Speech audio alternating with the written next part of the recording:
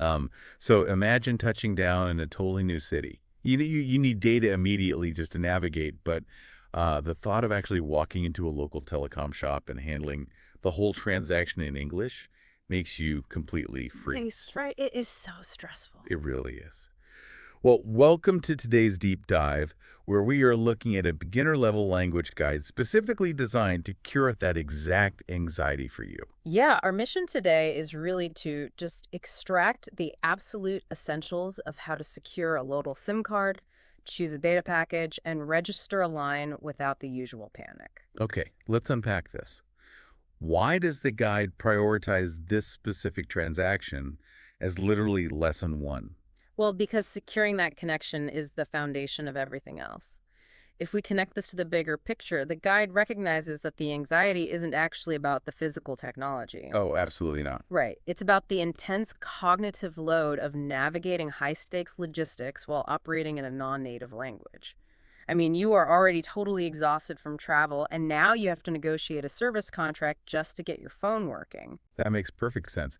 I actually like to think of a local SIM card as a sort of digital passport. A digital passport. I like that. Yeah, like your paper passport gets you into the country, but this little chip is the mechanism that officially unlocks the city's infrastructure for you.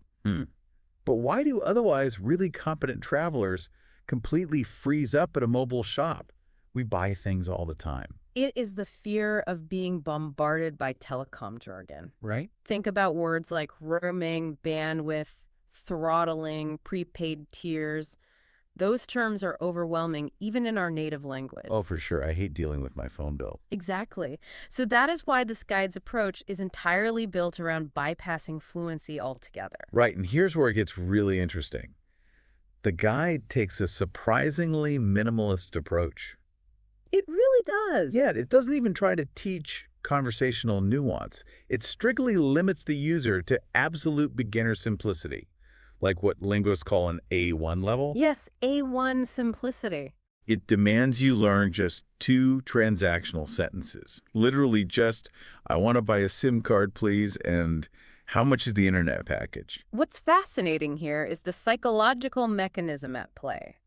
By strictly avoiding idioms or metaphors or, any attempts at advanced grammar, the learner absorbs exactly what is needed to execute the task. Right. It basically reduces that cognitive load we talked about earlier to almost zero. But wait, does that actually work in practice? What do you mean? Well, I have to push back a little here. If I walk into a store in Tokyo or Berlin and deliver a rigid basic phrase, the clerk is still going to rapid fire questions at me. You would think so. Yeah, like they will ask about gigabyte caps and network speeds. Two simple sentences won't stop that avalanche. Well, sociolinguistics actually proves otherwise through a concept called linguistic mirroring or accommodation theory. Okay, what is that? When you firmly establish an A1 level of simplicity by speaking deliberately with zero jargon, you aren't just communicating your need for a SIM card. You were doing something else? Yeah, you are actually setting a conversational anchor. Ah, I see. It is like throwing a very slow pitch in baseball. Exactly. You are forcing the catcher to adjust to your speed rather than trying to step up and hit their major league fastball. Yes, you nailed it. You are implicitly signaling to the clerk how to communicate with you. Wow. Human beings naturally adjust their syntax when presented with simplified language. So you effectively force them to drop their own complex jargon and just meet you at your deliberate level of simplicity. So what does this all mean? It means you don't need a massive specialized vocabulary to stay connected when you travel. Not at all. You really just need the confidence to set that conversational anchor with a few core phrases.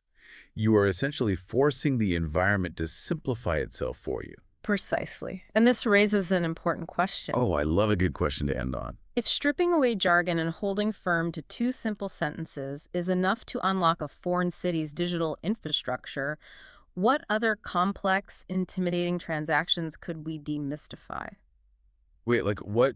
Like in our own native language. Think about buying a car or dealing with health insurance. Could we completely demystify those by demanding that same absolute simplicity? That is a brilliant point to keep in mind the next time someone tries to bury you in fine print or industry jargon. Just keep it simple. Keep it simple and set the pace yourself. Well, thanks for joining us on this deep dive, and we will see you next time.